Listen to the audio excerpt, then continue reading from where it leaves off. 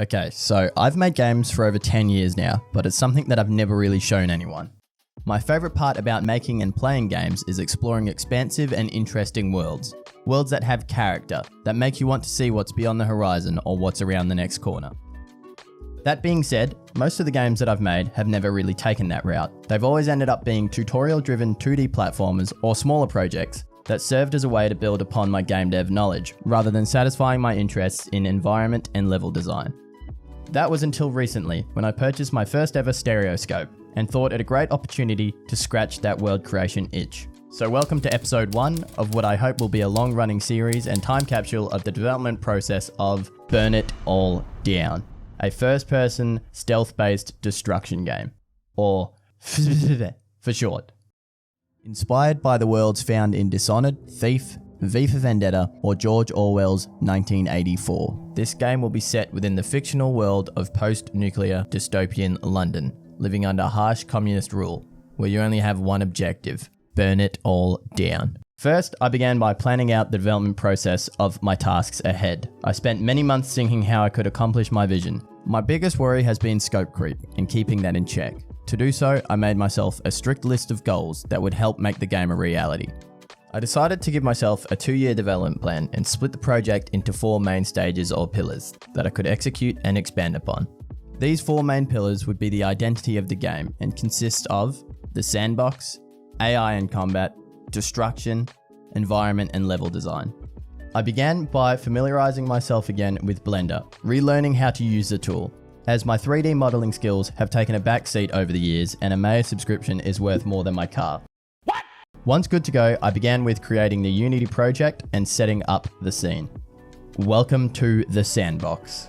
One of the first things I wanted to do with this project was to solidify the fundamental sandbox mechanics, flesh out the gameplay feel, and figure out what things were fun and what weren't. I did this all within a simple scene that will hopefully provide a good foundation for when it comes to level design. To do this, I needed to learn how to make a VR game, something I have no experience with, but something that's always piqued my interest. However, this is where I ran into a few issues. I enjoyed learning such fundamentals and loved seeing the rapid progress I was making from following tutorials, but this is where I hit a wall. It was just taking far too long. Doing this as a hobby and not having much time to do so posed an issue. At this rate, I would never finish the game. This is where I took a step back and considered my options. I checked out some YouTube videos and learned to use the resources around me.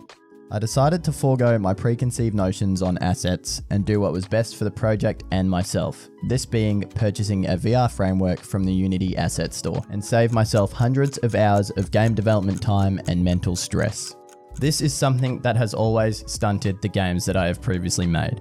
Once the tutorials finished, I was stuck. Having a background in animation and film, I have little knowledge of coding or software development, and always get stuck when trying to implement new and unique features of my own. So I decided to do the smart thing and get the project off to a good start. Once I had enabled the hyperdrive and jumped a few light years ahead, I had the basics down. These being hands, running, jumping, crouching, doors, valves, interactable objects, and climbing. This allowed me to start experimenting with ideas that I had for the game. I began by first creating explosives, a way to blow things up and cause some chaos.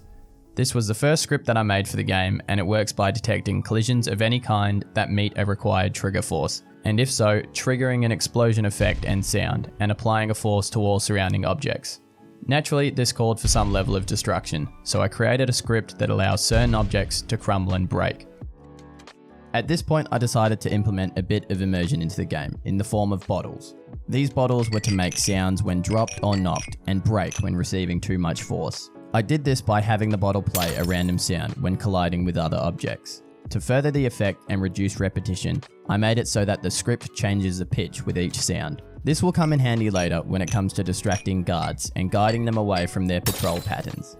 I also added a script to destroy the broken glass components after a set amount of time to help with performance. I then followed this by making a bucket and messing around to see how far I could push the physics side of things. Turns out pretty far. This was all good and well, but something was missing: the soul of the game, the feeling of the world that the player would be stepping into, and the overall look of what they would be playing. This is when I stepped into Asset Creation Hell. I did so by closing my blinds, turning off the lights, and preparing myself with an endless supply of sweet, sweet ginger tea, and disappearing from the world for a few weeks. A few shaders and post-processing effects later, and the feel started to form into its own. I now had a range of different sandbox-based assets that would serve as great starting point for what lay ahead. Some of these included two-handed objects, barrels, boxes, knives, more barrels,